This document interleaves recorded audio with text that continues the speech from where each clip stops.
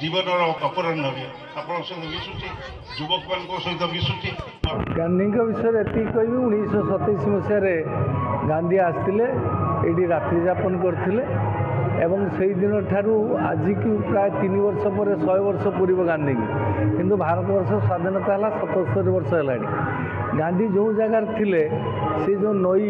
Cool सेपटा हूँ तिहिड़ी block एपटा है Basdevpur block. दुखर कथा आज पर्यंत गोटे पोल निर्माण कराला नहीं जे जहाद्वारा स्वच्छंदे तिहिड़ी ब्लॉक लोक बासदेवपुर को आसवे बासदेवपुर लोक सेपट को जी एतिकी आम करें अत्यंत दुख और लज्जार कथा आम मान जेहेतु गांधी ये रात्रि यापन करते थे नुहे 3 थर आसते एवं बासदेवपुर अंचल से जो खाद्य अभाव से जो परिस्थिति से परिस्थिति गांधी अनुधान करते गांधी को बहुत दुख लगी कथा एवं से भद्रक एक बालाश्रम खोलले गांधी ओडिशा बालाश्रम खोलले तेणु से स्मारकी आम समस्ते भद्रक छुटी आसू आज दिन में ये गांधी प्रतिमूर्ति माल्यार्पण करूँ गोपबंधु प्रतिमूर्ति माल्यार्पण करूँ गांधी को स्मरण करने एठिकार प्रतिनिधि हिसाब से महान पुरुष को सर्वप्रथम श्रद्धांजलि ज्ञापन करुँ एवं ये माटीर दायद हिसाब से माटीर संतान हिसाब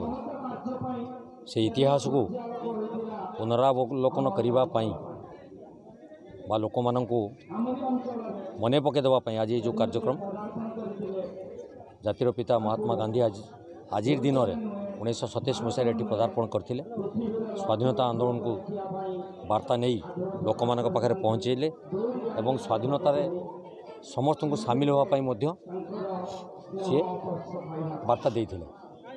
से वार्ता को नहीं आज आम मैंने स्वाधीन भारत नागरिक हिसाब से स्वाधीनता हिसाब से ये अंचलर दायद हिसाब से आम आज गर्व अनुभव करुँ जे आमर सौभाग्य ये माटी से महात्मा ये पाद थापी सारा भारत वर्ष कहीं सारा विश्व को जो दिग्दर्शन दे जाइए अविस्मरणीय। तेणु आजिका दिन को पालन कर महत्व ये रही जे आम जेहेतु ये अंचल महात्मा गांधी पाद स्थापन होता आम से महात्मा गांधी उद्देश्य से कथा को स्मृति करवा उच्चारण करने आज आम समस्ते एकत्रित महात्मा गांधी को अवहेलित जब आम करवा चिंता करवा तो आम ठार कृतज्ञ दुनिया कहीं नथिबे जगार टिके उन्नतीकरण करने जो व्यवस्था अच्छी टे सरकारी कार्यक्रम तो धीरे धीरे मंथर गति हम तेणु सेटा तो आमको समय लगे किंतु महात्मा गांधी को अवहेलित कला भारत वर्ष जे नागरिक सी बोधे भारत वर्ष नागरिक परिचय दे पार।